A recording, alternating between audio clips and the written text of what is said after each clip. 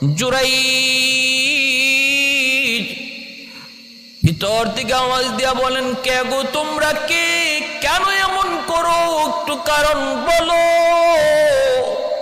কি ছিল আমার অন্যায়, কি অপরাধ, কেন আমার ঘর ভাঙ্গা? বাহিরে বের হওয়া মাত্রই লোকগুলি কয়, হ এখন তো তুমি বুঝবাই না, এখন তো তুমি বুঝবাই না। অন্যায় করার পরে অপরাধী কিছু বুঝে না, এটাই ঠিক। অন্যায় করার পরে অপরাধী কিছু বুঝে না, নিজের নির্দোষ বলে, এটাই তো বাস্তবতা। তুমি তো এখন বলবা আমি কিছু বুঝি নাই, আমি কিছু করি নাই। বলে কি ঘটনা বলো?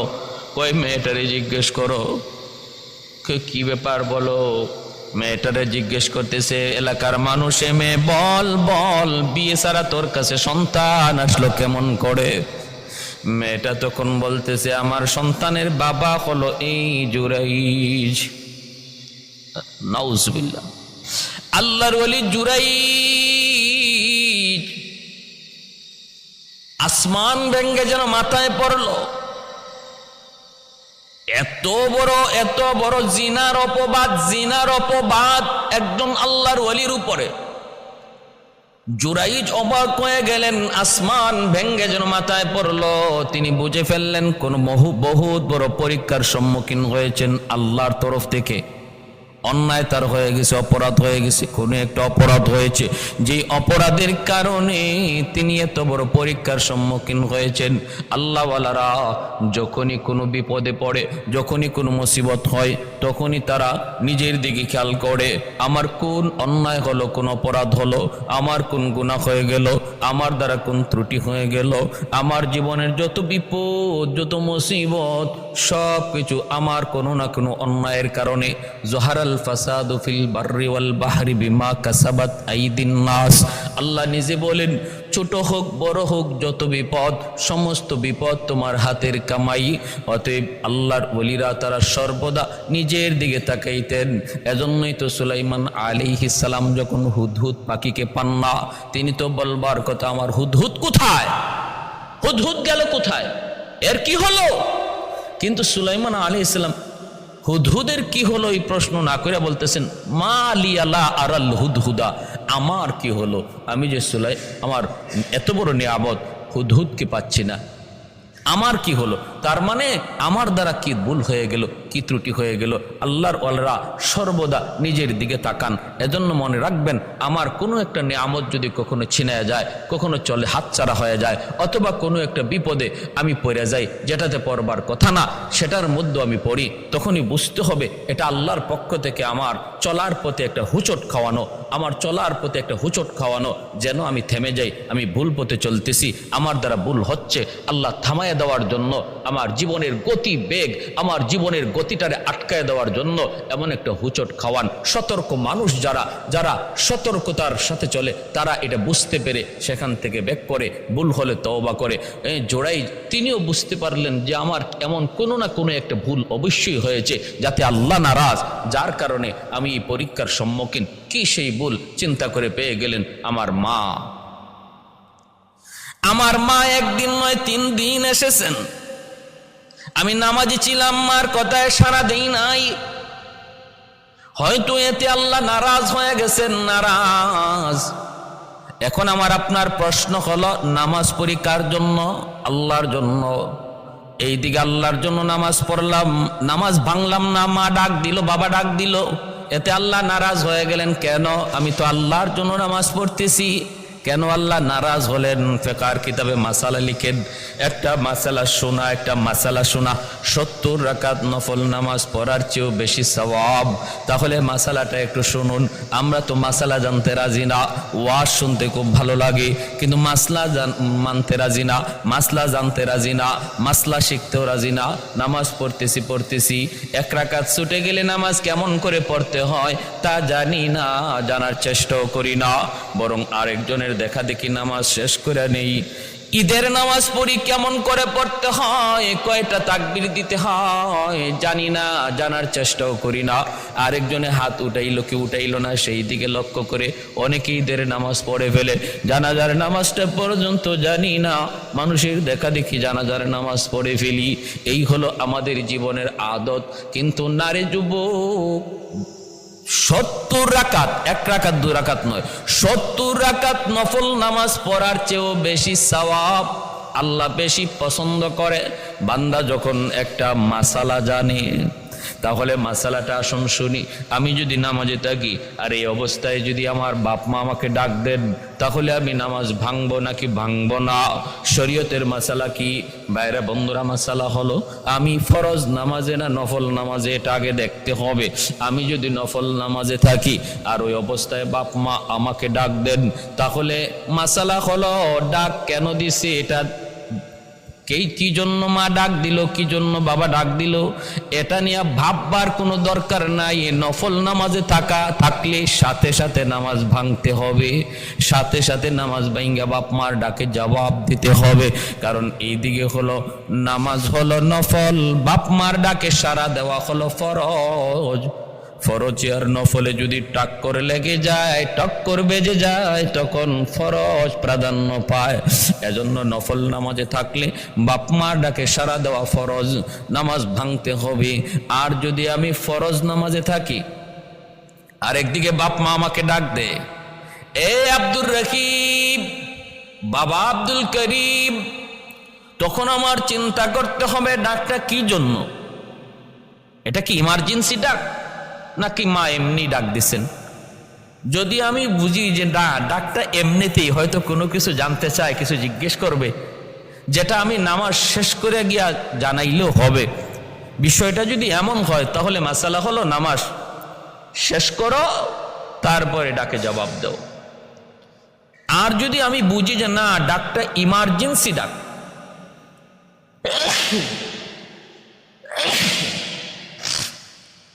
ইমার্জেন্সি ডাক যদি বুঝি যে মা বিপদে পড়ে আমাকে ডাক দিছে, অথবা বাবা বিপদে পড়ে আমাকে ডাক দিছে, ডাকের ধরনে কয়, তখন মাসালা হলো ফরজ নামাজ সাথে সাথে ভাঙতে হবে আর বাপ মার ডাকে জবাব দিতে হবে।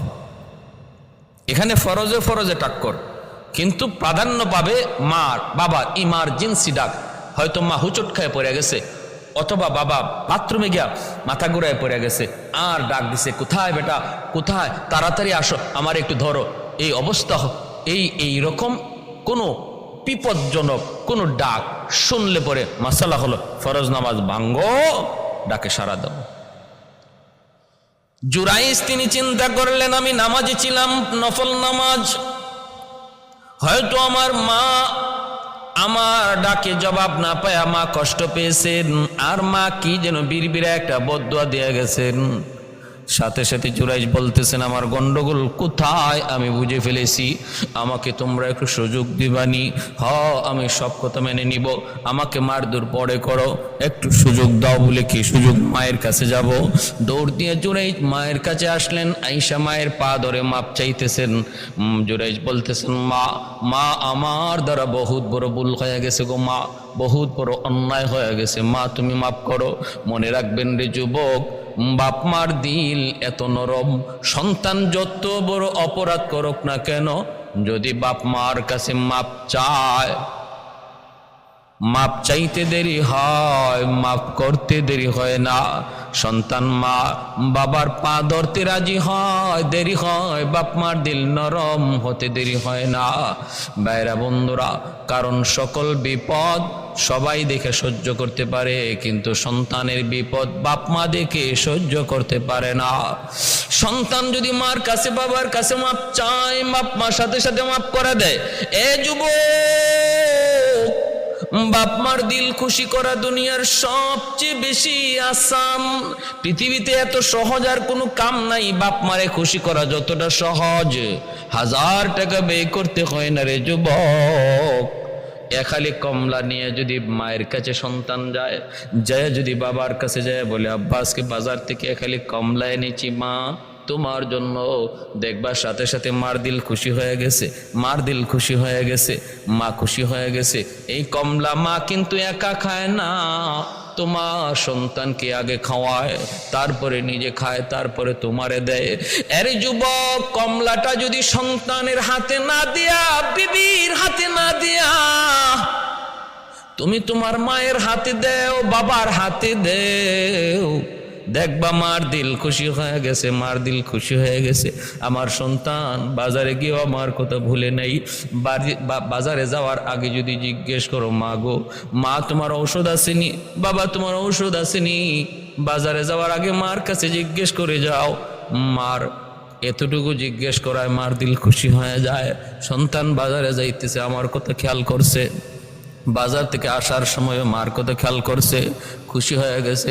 রিদার রাব্বি ফি রিদাল ওয়ালিদাইন ওয়া সাকাতুর রাব্বি ফি সাকাতিল ওয়ালিদাইন আও কামা ক্বালান নবী আলাইহিস সালাম। নবী বলেন, সন্তান যদি বাপ মারে খুশি করে, আল্লাহর সাথে সাথে তার উপর খুশি হয়ে যায়। সন্তান যদি বাপ মারে নারাজ করে, আসমানের মালিক সাথে সাথে নারাজ হয়ে যায়। জুরাইজ মায়ের পা ধরে যখন মাপ চায়, চোখের পানি ঝরাইয়া, মা গো আমি বুঝে ফেলেছি আমি এত বড় কঠিন পরীক্ষায় কেন পড়লাম। ও মা, আমি বুঝে ফেলেছি, মা আমাকে মাফ করো, তুমি মাফ না করলে বিপদ থেকে উদ্ধার পাওয়ার কোনো সুযোগ নাই। মার দিল সাথে সাথে খুশ হয়ে গেছে। মা টান দিয়ে বুকে তুইলে কপালে চুমা খায়। মা যখন মাফ করে দিছে, জুরাই যাবার ওই মানুষগুলোর কাছে আসলেন, মানুষগুলি দাঁড়ায় রইছে। জুরাই যাইসা বলেন, আমি এসেছি, এবার ফয়সালা হয়ে যাবে। কি বলতেছে তোমরা বলো। এই মহিলা, তুমি বলো কি বলতেছ। মহিলা বলতেছে, আমার সন্তানের বাবা আপনি। জুরাইজ বলতেছেন, ঠিক আছে, আমি যদি সন্তানের বাবা হই, আর এই মুহূর্তে আমি যদি বলি আমি নির্দোষ, আমি অন্যায় করি নাই, তোমরা আমার কথা বিশ্বাস করবা না। কারণ মহিলা নিজে বলতেছে, মেয়েটা নিজে বলতেছে, তোমরা আমার কথা বিশ্বাস করবা না। আমি যদি বলি আমি নির্দোষ, আমার কথা বিশ্বাস করবা না। কিন্তু এই মুহূর্তে কোনো সাক্ষীও আমার কাছে নাই, আমার কাছে কোনো সাক্ষীও নাই যে আমি বলবো আমি নির্দোষ প্রমাণ করব। তবে আমি আল্লাহর কাছে সাহায্য চাইব, আমার মাওলার কাছে সাহায্য চাইব। আমি যদি বলি আমি দোষী, কিন্তু আমার আল্লাহ জানেন আমি নির্দোষ, এজন্য আমি আমার মালিকের কাছে সাহায্য চাইব। তোমরা সমস্ত মানুষ উপস্থিত থাকো।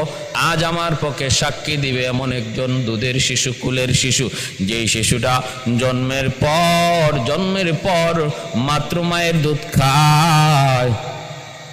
কথা বলার তার কোনো শক্তি নাই, বয়স হয় নাই, কিন্তু আজকের মামলার সাক্ষী দিবে সে। তোমরা শুধু শুনবা। কই কে সেই দুধের শিশু?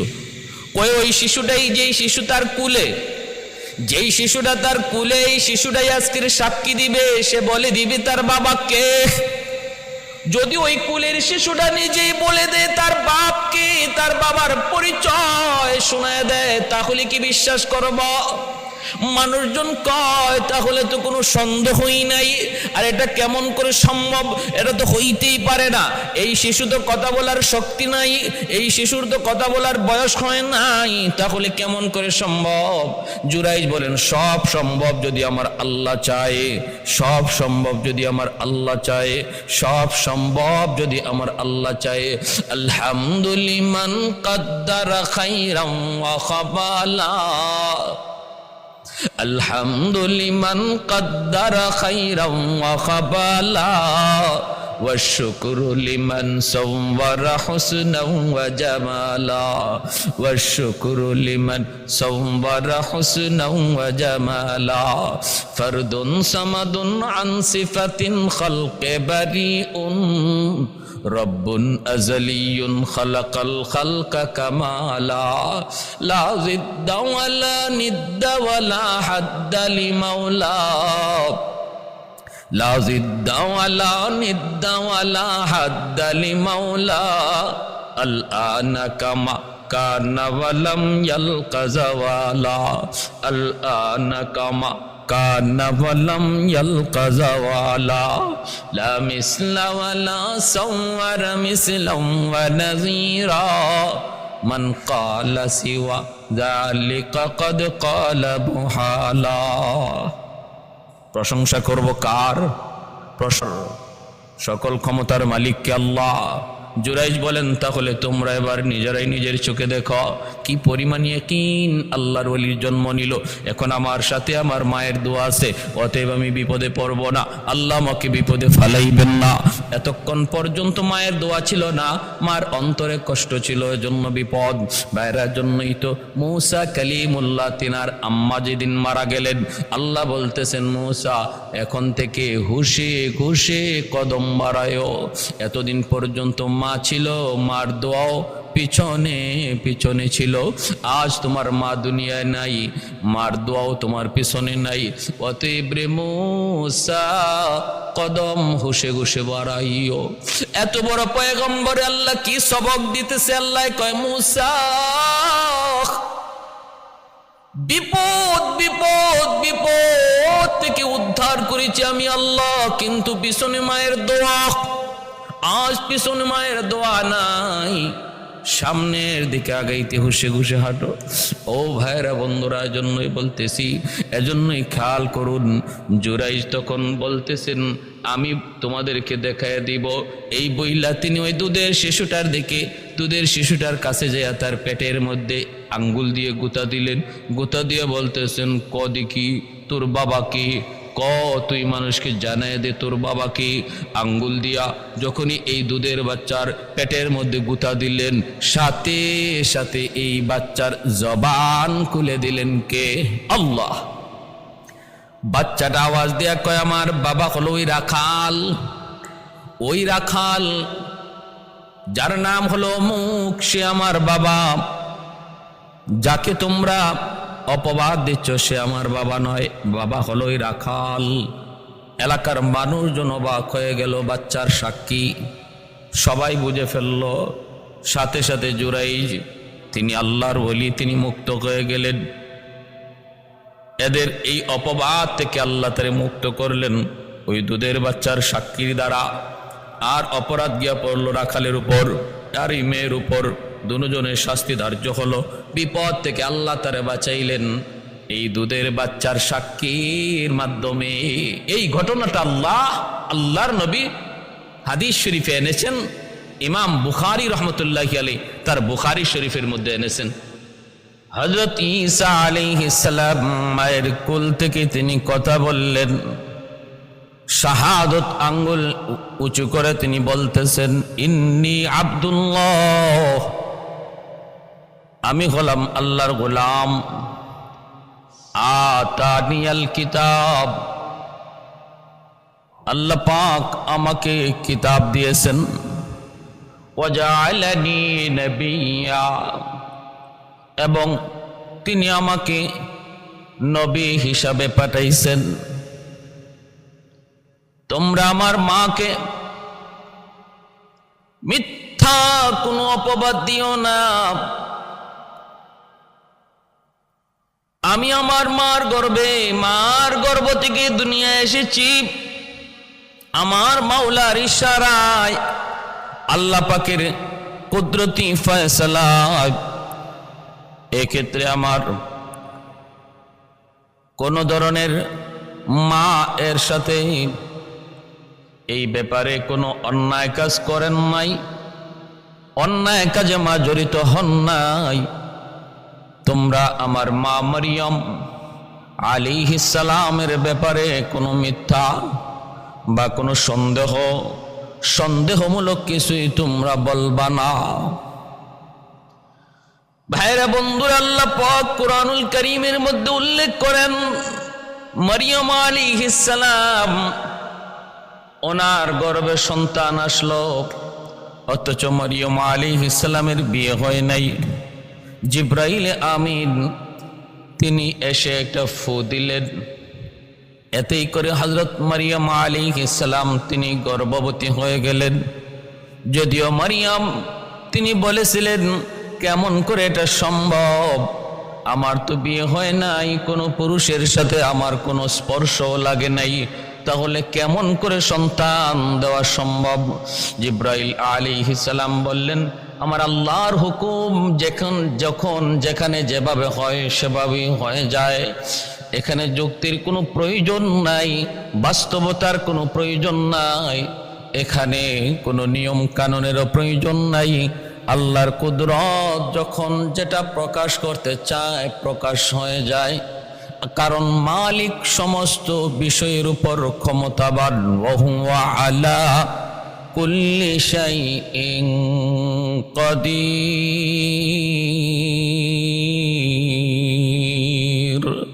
সব কিছুর উপরে আল্লাহ ক্ষমতাবান। বন্ধুরা, এই বিষয়ে আমাদের সবার জানা, এজন্য আমি এখানে আর লম্বা আলোচনা করি না। 2 নম্বর, ওই কুলের শিশু, যে শিশু তার মার কুলে থেকে কথা বললেন, তিনি হলেন আল্লাহ, যার কথা কোরআনে উল্লেখ করেছেন। তিনি কে? তিনি হলেন হযরত ইউসুফ আলাইহিস সালাম। ওনার জমানায় ইউসুফ আলাইহিস সালামের পবিত্রতার ব্যাপারে যে শিশুটা সাক্ষী দিয়েছিল, ওই শিশুর কথা আল্লাহ কোরআনের মধ্যে সূরা ইউসুফে উল্লেখ করেছেন। ফাশাহিদা শাহিদুম মিন আহলিহা, জুলাইখার পরিবার থেকেই একটা কুলের শিশু, মার কুল থেকে, যে শিশু দুধ খায়, কথা বলার কোনো প্রশ্নই উঠে না, যুক্তিতেই ধরে না, এমন শিশুটা হযরত ইউসুফ আলাইহিস সালামের পবিত্রতার ব্যাপারে, তিনি যে নির্দোষ, জুলাইখা দোষ করেছে, অপরাধ করলে জুলাইখার, ইউসুফ আলাইহিস সালামের কোনো অপরাধ নাই, অথচ জুলাইখা ইউসুফ আলাইহিস সালামকে অপরাধী বলছে। ওই অবস্থায় আজিজে মিসরের সামনে ইউসুফ নবী বলেন, আমি দোষ করি নাই, দোষ করেছে জুলাইখা। জুলাইখা বলে, আমি দোষ করি নাই, দোষ করেছে তোমার এই গোলাম। ওই অবস্থায় একজনে বলে হ, একজনে বলে ন, একজনে বলে সে করেছে, আর একজন বলেন আমি করি নাই। সাক্ষ্য দিবে কে? আজিজে মিসর কার কথা বিশ্বাস করবে? ইন দি মিন টাইম, যেই শিশুটা ইউসুফ আলাইহিস সালামের পক্ষে সাক্ষী দিয়ে ওনাকে নির্দোষ প্রমাণ করেছিল, সে ছিল একজন মায়ের কোলের শিশু। অবাক, আশ্চর্য বিষয়, আজিজে মিসর পর্যন্ত অবাক হয়ে গেল। জুলাইখা একটা নয়, দুইটা নয়, 7টা গেটের ভিতরে ইউসুফ আলাইহিস সালামকে নিয়ে ঢুকলো, তাকে নিয়ে অপরাধ করানোর জন্য। কিন্তু আল্লাহর পয়গম্বর সাইয়্যিদুনা ইউসুফ, তিনি সাথে সাথে অস্বীকার করলেন। তিনি বললেন, অসম্ভব, এমনটা আমি করতে পারবো না, অন্যায় কাজে জড়িত হতে পারবো না, কারণ আমার মালিক আমাকে দেখতেছেন। জুলাইখা বলতেছে, দেখো কেউ নাই, কেউ নাই, 7টা গেটের ভিতরে তোমাকে ঢুকাইছি ইউসুফ, তোমার মালিক দেখতেছেন, যদি বলো তাহলে দেখো মালিকের মুখটাও ঢেকে দিলাম। কারণ তার ওই রুমে ছিল একটা দেবতা, ওই দেবতার মুখটা কাপড় দিয়া ঢাইকা। জুলাইখা বলতেছে, ইউসুফ মানুষ তো দেখে নাই, এমনকি মানুষ দেখার প্রশ্ন ওঠে না, যেই মালিকের কথা বলছো সেই মালিকের মুখটাও কাপড় দিয়ে ঢেকে দিলাম। অতএব আর কোনো টেনশন নাই, কেউ দেখে নাই, কেউ শুনে নাই, কেউ শুনবেও না, কেউ দেখবেও না। সাইয়্যিদুনা ইউসুফ আলাইহিস সালাম বললেন, জুলাইখা তুমি তোমার যাকে মালিক হিসাবে মনে করো, মাবুদ মনে করো, তুমি তোমার মাবুদের মুখ ঢাকতে পারো, কিন্তু আমি যাকে মাবুদ মনে করি, আমি যার বন্দেগী করি, গোলামি করি, তার মুখ কখনো ঢাকা যায় না, তার চোখ কখনো আড়াল করা যায় না। তিনি সর্বক্ষণ সর্ব অবস্থায় তিনি দেখেন, এবং তার মুখটাকে ঢাকবার, তার চোখটাকে ঢাকবার ক্ষমতা কারো নাই। তিনি হলেন আমার আল্লাহ, যিনি সর্বত্র বিরাজমান, যিনি সর্বত্র হাজির ও নাজির। অতএব আমি অসম্ভব, আমি এই মন্দ কাজে জড়িত হব না। সাথে সাথে তিনি দৌড় দিলেন, বাঁচার জন্য যদ্দূর চেষ্টা করার প্রয়োজন তা তিনি করলেন। দৌড় দিয়ে দরজার কিনারা পর্যন্ত পৌঁছলেন। তিনি ভাবতেছেন, এই মুহূর্তে আমার কদ্দূর পর্যন্ত ক্ষমতা রয়েছে আল্লাহর হুকুম মানার, অন্যায় থেকে বাঁচার, গুনাহ থেকে বাঁচার জন্য কি পরিমাণ শক্তি আমার রয়েছে। কয় দরজা পর্যন্ত, দরজার মধ্যেই তো বিশাল তালা ঝুলানো, তালা খোলা আমার কাম নয়, তালা পর্যন্ত পৌঁছা আমার কাম। বাকিটা করবেন মালিক। মালিক, আমি আমার সাধ্য মতো দৌড় দিলাম, দরজা পর্যন্ত পৌঁছলাম, বাকি কাজটা করবা তুমি মাওলা। এই বইলা তিনি দৌড় দিলেন গুনাহ থেকে বাঁচার জন্য, অপরাধ থেকে বাঁচার জন্য। এই বলে হযরত সাইয়্যিদুনা ইউসুফ আলাইহিস সালাম তিনি দৌড় দিয়ে ওই যে দরজার কিনারা পর্যন্ত পৌঁছে গেলেন। আল্লাহ পাক রব্বুল আলামিন বলে, ওয়াল্লাযীনা জাহাদু ফীনা লানাহদিয়ান্নাহুম সুবুলানা ওয়া ইন্নাল্লাহা লামাআল মুহসিনিন।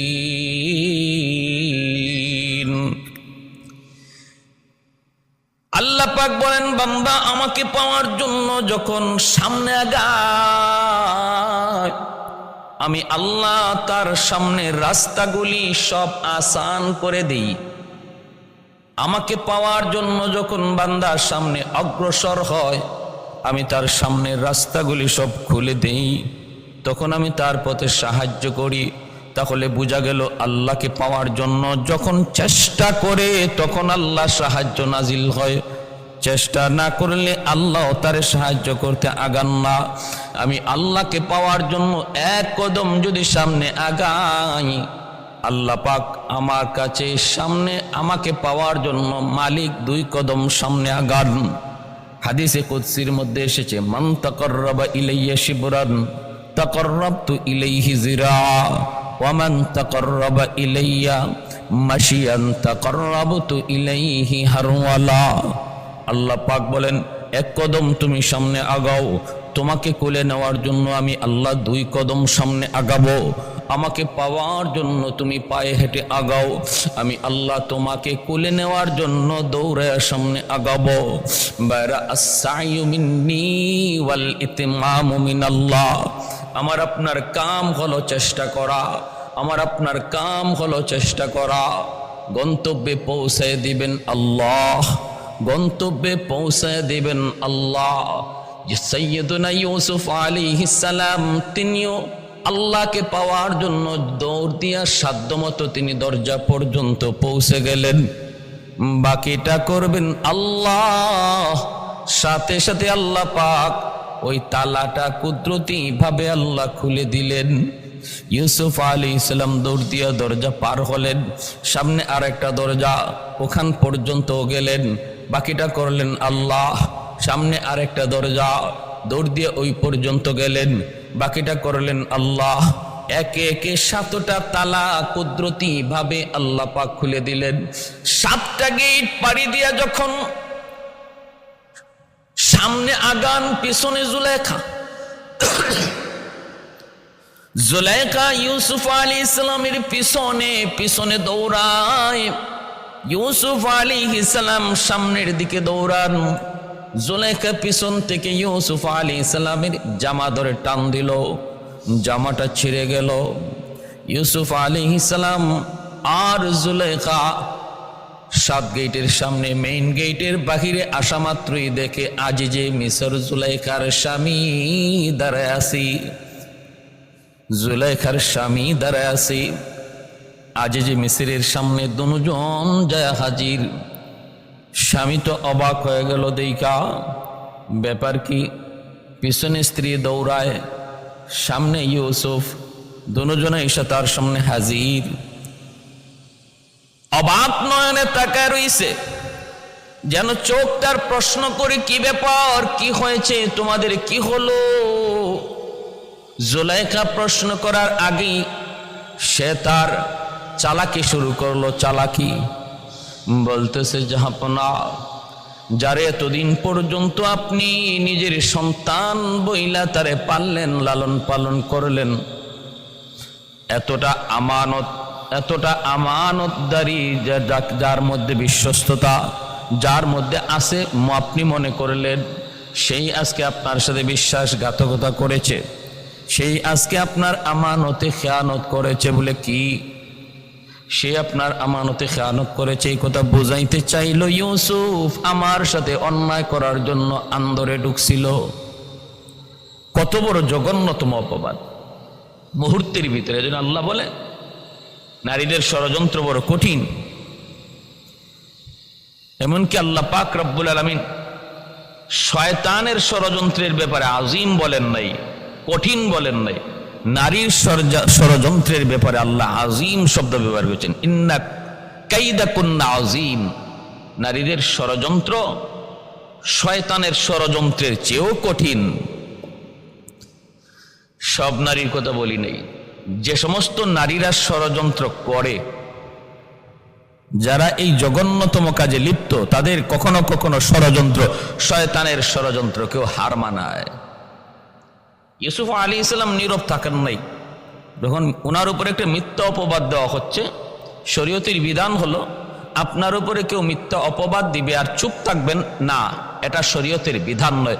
বিধান হলো আপনি প্রতিবাদ করবেন যে না, আমি এই দোষী নই, সে মিথ্যা বলতেছে, আমি তার সাথে অন্যায় করার জন্য ভিতরে ঢুকি নাই, সে আমাকে ফুসলাইয়া আন্দরের ভিতরে নিয়ে ঢুকলো, আমি ঢুকি নাই, আমাকে ঢুকাইছে এবং সে অন্যায় করতে চাইছে, অপকর্ম করতে চেয়েছে, আমি সায় দেই নাই, আমি মানি নাই। আজিজ মিসর পড়লো বিপাকে, স্ত্রীর কথা বিশ্বাস করবে নাকি সৈয়দনা ইউসুফ আলাইহিস সালামের কথা বিশ্বাস করবে? ওই অবস্থায় ইউসুফ আলাইহিস সালামের নির্দোষ হওয়ার ব্যাপারে যে সাক্ষ্য দিয়েছিল, সেই সাক্ষী ছিল একটা দুধের শিশু মায়ের কুলে। আপনারা বলুন, দুধের শিশু কথা বলতে পারে না? দুধের শিশু কথা বলতে পারে না, কিন্তু আল্লাহর কুদরতে পারে। যখন আল্লাহ চান, আল্লাহ যখন চান, তখন দুধের শিশু না শুধু গাছও কথা বলতে পারে, মাছও কথা বলতে পারে, প্রাণীও কথা বলতে পারে, মৃত ব্যক্তিও কথা বলতে পারে, যদি আল্লাহ চান। যদি কে চান? আল্লাহ। কাদিরে কুদরত দারি বর কামাল, কাদিরে কুদরত দারি বর কামাল, আনতা রব্বি আনতা হাসবি যুল জালাল, আনতা রব্বি আনতা হাসবি যুল জালাল। সমস্ত ক্ষমতার মালিক কে? আল্লাহ। আল্লাহ সব কিছু পারেন, এমন কোনো কাম নাই যে আল্লাহ পারে না।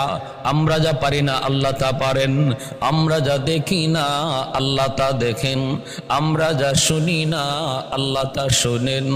ওই অবস্থায় দুধের বাচ্চারা সাক্ষী দিয়ে বলতেছে, আজিজ মিসিরকে বাদশাহ জাহাপনা, আমি আপনাকে বলি, আমি বলবো না ইউসুফ নির্দোষ, জুলাইখা নির্দোষ, এমন কথা বলবো না। আপনাকে একটা সূত্র বলে দিই, এই সূত্রের আকারে আপনি সামনে আগাইলেই কে দোষী কে নির্দোষ আপনি নিজেই বুঝে ফেলবেন। কি সেই সূত্র? সূত্রটা হলো, আপনি সৈয়দনা ইউসুফ আলাইহিস সালামের আপনি জামা পরীক্ষা করেন, যদি তার জামা সামন দিক দিয়ে ছেঁড়া পান, সামন দিক দিয়ে যদি ছেঁড়া পান, তাহলে বুঝবেন ইউসুফ দোষী। কারণ ইউসুফ অন্যায় করতে চেয়েছেন, জুলাইখা বাধা দিয়েছে। ওই অবস্থায় জুলাইখার হাতের দ্বারা তার জামা ছিঁড়ছে, সামনের দিকে ছিঁড়া থাকলে বুঝবেন ইউসুফ দোষী, জুলাইখা নির্দোষ। আর যদি পিছন দিক দিয়ে জামা ছেঁড়া পান, তাহলে বুঝবেন ইউসুফ নির্দোষ ও জুলাইখা দোষী। তখন বোঝা গেল ইউসুফ তিনি চান নাই, ভাগতে চেয়েছেন, অন্যায় থেকে বাঁচতে চেয়েছেন, আর জুলাইখা পিছন দিক দিয়ে ওনাকে টান দিছে। এই কথা বলতেই আজিজ মিসর কয়, ভালো কথা, তাহলে জামা পরীক্ষা করি। জামা পরীক্ষা করে দেখলো ইউসুফ আলাইহিস সালামের জামা সামন দিকে নয়, সামন দিকে নয়, জামা ছেঁড়া পাওয়া গেল পিছন দিকে। সূত্র মোতাবিক প্রমাণ হয়ে গেল সাইয়্যিদুনা ইউসুফ তিনি নির্দোষ, আর জুলাইখা হলো দোষী। এরপরও কিন্তু স্ত্রীর বিচার করে নাই আজিজ মিসর। কিছু গালমন্দ করছে, আর বিষয়টাকে ধামাচাপা দেওয়ার জন্য সাইয়েদনা ইউসুফ আলাইহিস সালামকে কারাগারে নিক্ষেপ করেছিল, সেটা ভিন্ন কথা। আমার উদ্দেশ্য শুধু এটা যে এমন কোন শিশু যারা মার কুলে থেকে কথা বলেছেন, দুজনের কথা আল্লাহ কোরআনে বলেছেন, আর একজন কুলের শিশুর কথা আল্লাহর নবী তার হাদিস শরীফে বলেছেন। আসুন সে হাদিস শরীফের ঘটনাটা কি সেটা আমরা জানি। সেই ঘটনাটা হয়তো আমাদের অনেকেরই অজানা। বনি ইসরাইলের একজন বহুত বড় বুজুর্গ ছিলেন, বহুত বড় একজন আল্লাহর ওলি ছিলেন, যার নাম ছিল হযরত জুরাইজ আলাইহিস সালাম। এই জুরাইজ তিনি একজন বুজুর্গ আল্লাহ ওয়ালা।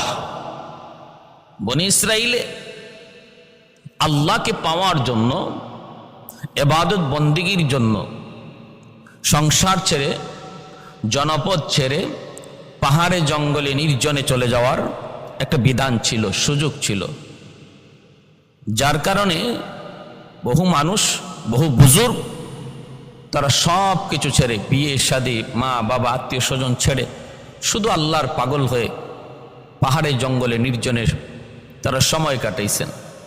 এদেরই মধ্যে একজন হলেন হযরত জুরাইজ, যিনি বসতি ছেড়ে দিয়া আল্লাহকে পাওয়ার জন্য, আল্লাহর প্রেমে আর আল্লাহর মহব্বতে নির্জন এক জঙ্গলে একটা সামান্য কোরেগোরের মতো বানায়া সেখানে রাত দিন আল্লাহর বন্দেগী করতেন, জিকির আজকার করতেন, নামাজ কালাম পড়তেন, আর আল্লাহর প্রেমে ডুবে থাকতেন। এভাবেই চলছে। কিছু লোক ওনার ভক্ত, কিছু মুরিদান রয়েছে। স্বাভাবিকভাবেই আল্লাহওয়ালা মানুষদের পক্ষে কিছু মানুষ থাকে, তাদের ভক্ত কিছু থাকে। আবার কিছু মানুষ এমনও থাকে যারা আল্লাহওয়ালাদেরকে মহব্বত করে না, বরং অন্তরে হিংসা রাখে, বিদ্বেষ রাখে। এটা সর্বকালে ছিল, আজও আছে, ভবিষ্যতেও থাকবে। এমন আলেম বিদ্বেষী, ওলামা বিদ্বেষী, আল্লাহওয়ালা বিদ্বেষী কিছু মানুষ, যাদের অন্তরে যদিও নামাজ কালাম পড়ে, বলে আমি ইসলাম মানি, বলে আমি নামাজ পড়ি, কিন্তু আল্লাহওয়ালাদের ব্যাপারে অন্তরে মহব্বত নাই, বরং অন্তরে হিংসা আর বিদ্বেষ। অতএব সমাজে দুটো গ্রুপই ছিল। ওই অবস্থায় জুরাইজ তিনি নির্জনে একা একি আল্লাহর বন্দেগী করতেছেন। আমার ভাইয়েরা, বন্ধুরা, একদিন মা সন্তানকে দেখার জন্য তিনি জঙ্গলে গেলেন নির্জনে, যেখানে বসে বসে জুরাইজ আল্লাহকে পাওয়ার জন্য, আল্লাহর বন্দেগী করার জন্য তিনি জায়গা বেছে নিয়েছেন। মা দরজার সামনে যায় দেখতে পেলেন দরজা বন্ধ। কেন দরজা বন্ধ? ভিতরে জুরাইজ নামাজ পড়তেছেন, নামাজ। মা দরজার বাহির থেকে ডাক দিলেন, বাবা জুরাইজ, বাবা জুরাইজ বলে তিনি ডাক দিলেন। কিন্তু জুরাইজ তো নামাজে, তিনি বলবেন যে আমি নামাজে, তাও তো পারেন না। আবার নামাজ ভাঙবেন, দরজা খুলবেন, তিনি মনে করতেছেন এটাও না, হয় না। ঠিক আছে, আমি নামাজটা শেষ করি, তারপরে দরজা খুলে দেখবো মা কেন এসেছেন। এইদিকে মা কয়েকটা ডাক দেওয়ার পরেও যখন জুরাইজ দরজা খুললেন না, মা তখন আর ডাকাডাকি না করে তিনি চলে আসলেন। জুরাইজ নামাজ শেষ করে দরজা খুলে দেখেন মা দরজার বাহিরে নাই, মা তো চলে গেছেন। দ্বিতীয় দিন মা আবার আসলেন, একই অবস্থা, দরজা বন্ধ। ওই দিনও জুরাইজ নামাজের মধ্যে তিনি মগ্ন। মা ডাকতেছে, বাবা জুরাইজ, কিন্তু তিনি তো ভাবতেছেন আমি নামাজ শেষ করিনি, নামাজ শেষে আমি দেখবো মা কেন এসেছেন। নামাজ শেষ করলেন, মা এর ভিতরে চলে গেলেন। দ্বিতীয় দিনও মা ডাকলেন, কিন্তু সন্তানের ডাকের জবাব পান নাই। তৃতীয় দিন মা আবার আসলেন, একই অবস্থা, দরজা বন্ধ, ভিতরে জুরাইজ নামাজে মগ্ন। আবারও ডাক শুরু করলেন। জুরাইজ ভাবলেন নামাজটা শেষ করেই মার ডাকটা শুনবো, দরজা খুলে দিব। ওই দিনও কিন্তু মা ডাকাডাকি করো, যখন দরজা খুলল না, মা তো আর জানেন না ভিতরে জুরাইজ নামাজে মগ্ন, তিনি তো আর জানেন না, বুঝেন না। মা চলে যাচ্ছেন, কিন্তু 3 দিন সন্তানের সাড়া না পাওয়ার কারণে, সন্তানকে না দেখার কারণে, দরজা না খোলার কারণে মা ভীষণ কষ্ট পেলেন। কষ্ট পেয়ে মা ফিরে যাইতেছে আর একটা বদদুয়া দিয়ে যাচ্ছেন। মা যাইতেছে আর বলতেছে, 3 দিন আসলাম, তোরে ডাকলাম, কিন্তু তুই দরজা খুললি না। তুই তোর বন্দিগিতে লিপ্ত, ঠিক আছে, তুই তোর বন্দিগি লইয়া থাক, তুই তোর বন্দিকে লইয়া থাক, আমি মার প্রয়োজন নাই আর আমারও তোর প্রয়োজন নাই। আল্লাহ যেন তোর এই মৌতের আগে বেশ্যা কোনো নারীর ফান্দে ফালায়। নাউজুবিল্লাহ। এ ভাই, মার দোয়া বদদুয়া, বাবার দোয়া বদদুয়া সন্তানের জন্য সরাসরি আল্লাহর দরবারে কবুল।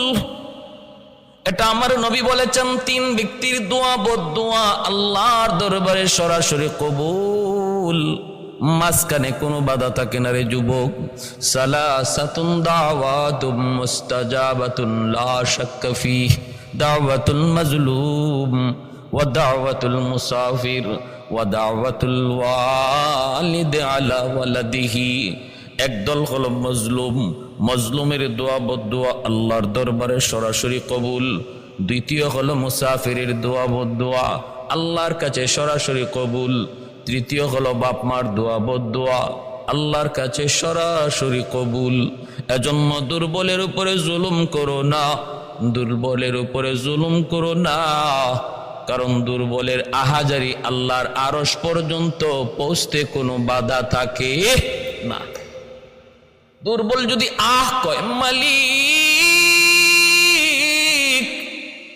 আমি দুর্বল, আমি অসহায়, এজন্য কেউ আমার পক্ষে কথা বলে না। আজকে সমাজে বিচার বসলো, দুর্বলের পক্ষে কেউ কথা বলে না, দুর্বলের পক্ষে কেউ রায় দেয় না, দুর্বলের পক্ষে কোনো লোক পাওয়া যায় না। দুর্বল যদি নির্দোষ হয় তবুও সমাজে তারে দোষী বানানো হয়।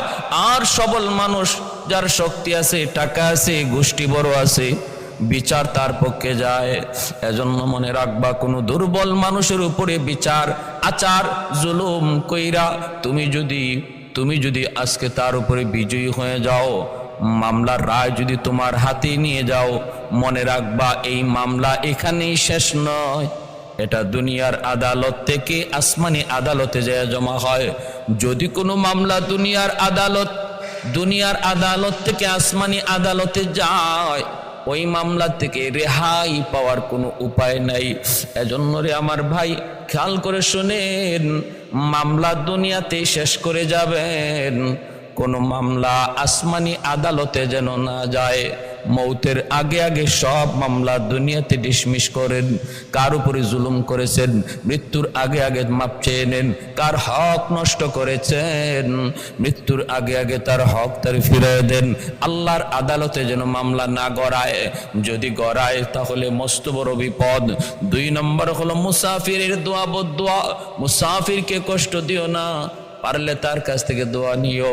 3 নম্বর হলো বাপ মাকে কষ্ট দিও না, বাপ মারে এমন কোনো কষ্ট দিও না যেই কষ্টে যায়।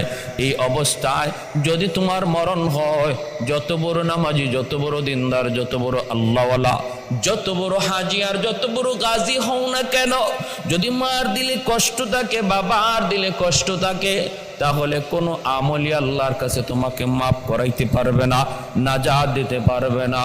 মৌতের আগে আগে মাকে খুশি করো, বাবাকে খুশি করো, তাহলে সমস্ত ইবাদতের হিসাব আল্লাহর কাছে পাইবা, আর নতুবা কোনো হিসাব মিলবে না। ভাইরা বন্ধুরা, জুরাইজের মা চলে যাইতেছেন আর ভাবতেছেন আর বদদুয়া দিচ্ছেন, 3 দিন তোর কাছে আসলাম, ডাকাডাকি করলাম, কেন আসলাম আমি মা, এতদূর পর্যন্ত তুই জানার চেষ্টা করলি না। তুই তোর নামাজে মগ্ন, ঠিক আছে, তুই নামাজেই থাক, তুই তোর বন্দিগিতেই থাক, তুই তোর জিকির আজকারেই থাক, আমার প্রয়োজন নাই। তোরে যেন মৌতের আগে আগে আল্লাহ কোনো বেশ্যা নারীর ফান্দে ফালায়, নাউজুবিল্লাহ। এ যুবক, মনে কইরো না, মনে কইরো না আমার বন্দেগীর দ্বারা আমি আল্লাহর কাছে পার পেয়ে যাব। মনে কইরো না আমি বহুত বড় বুজুর্গ, আমি বহুত বড় অমুক, আমি বহুত বড় তমুক। মার সামনে কোনো বুজুর্গি চলে না, বাপ মার সামনে কোনো চেয়ারম্যানি মেম্বারি এমপিগিরি মিনিস্টারগিরি চলে না। দুনিয়ার যত ক্ষমতা, যত পাওয়ার, সমস্ত পাওয়ার মায়ের পায়ের নিচে, মায়ের পায়ের নিচে। এমনকি নবীদের নবুয়ত পর্যন্ত মার সামনে কিছুই না। আল্লাহর নবী, রহমতের নবী, সাহাবায়ে কেরামদেরকে নিয়ে নবী জিরানা নামক জায়গার মধ্যে নবী বসা। হঠাৎ করে সাহাবায়ে কেরাম দেখতেছেন আমার দ্বীনের নবী, মায়ার নবী, তিনি মজলিস থেকে উঠে গেলেন। ওইটাই নবী দৌড় শুরু করলেন। সাহাবায়ে কেরাম অবাক, নবী কোথায় যান, কোথায় যান? তাকায় দেখেন একজন বৃদ্ধা মহিলা লাঠিতে বর দিয়া নবীর দরবারের দিকে আসতেছে। আর আল্লাহর নবী ওই মহিলার দিকে তিনি দৌড় শুরু করলেন। সাহাবায়ে কেরাম তারাও পিছনে পিছনে যাইতে লাগলেন। সাহাবারা দেখতেছেন ওই মহিলা, বৃদ্ধা মহিলা লাঠিতে বর দিয়া কষ্ট করে করে নবীর দরবারের দিকে আসতেছেন। আর নবী ওই মহিলাকে আগায়া আনার জন্য তিনি হাইটা নয় দৌড়ায় যাইতেছেন। আল্লাহর নবী কাছে যাইয়াই নবী বলতেছেন, মা, ও মা, কষ্ট করে নবীর দরবারে কেন আসলা? মাগো, তুমি যদি আমাকে খবর পৌঁছাইতাম, আমি নবী তোমার দরবারে হাজির হয়ে যেতাম। আমার কাছে তুমি কষ্ট করে কেন আসলা গো মা? নবীর নবুয়ত মায়ের সামনে কিছুই না। এই বলি আমার নবী, রহমতের নবী, তার নবুয়তি চাদর, আমার নবীর নবুয়তি চাদর, ওই চাদরখানা নবী মাটিতে বিছায়া দিলেন। বিছায়া দিয়ে নবী বলতেছেন, মা গো, মা, তুমি নবীর নবুয়তি চাদরে বসে পড়ো, নবীর নবুয়তি চাদরে বসে পড়ো। ও মা, তোমার জুতা খোলা লাগবে না, পায়ের ধুলাবালি পরিষ্কার করা লাগবে না, ওই ধুলাবালি সহ নবীর নবুয়তি চাদরে বসে যাও। তোমার পায়ের ধুলার বালিতে আমার চাদর ধন্য হবে। সাহাবায়ে কেরাম বলে, নবী গো, কে গো নবী, কি তার পরিচয়? এত দামি মহিলা সে কে যে নবীর চাদরে পায়ের ধুলা বালিশ বসে গেল? যার পায়ের ধুলাতে নবীর নবুয়তি চাদর ধন্য হবে বললেন। নবী গো, তিনি কে? তিনি কে, কি তার পরিচয়? এত বড় মহিয়সী নারী, তিনি কে, কি তার পরিচয় একটু জানান। আল্লাহর নবীর চোখ দিয়ে তখন একটু অশ্রু ঝরতে লাগলো। চোখের কোণায় নবীর অশ্রুর ফুটা জমে গেল। নবী তখন বলতেছেন, সাহাবীরা শোনো, তোমরা তো জানো আমি নবী জন্মের আগেই বাবা হারাইছি, তারপরে কিছুটা বুঝ হওয়ার পর মা হারাইলাম। কিন্তু তাও তো জানো আমি নবীকে একজন মহিলা দুধ খাওয়ায় বড় করছেন। নবীর দুধমার নাম তোমরা শুনেছ। সাহাবীরা বলে, নবী গো, আপনার দুধমার নাম হলো হালিমা সাদিয়া। নবী তখন চোখের পানিটা মুছেন আর বলেন, সাহাবীরা রে, তোমরা শুধু নবীর দুধমার নাম শুনেছ, হালিমা, কোনদিন হালিমা সাদিয়াকে দেখো নাই। আজকে নিজের চোখে দেখে নাও। নবীর নবুয়তি চাদরে যিনি বসলেন তিনি আর কেউ নন, তিনি হলেন নবীর দুধমা, যার নাম হলো হালিমা সাদিয়া, যার নাম হলো হালিমা সাদিয়া। তিনি তোমাদের নবীর দুধমা, তিনি হলেন নবীর দুধমা।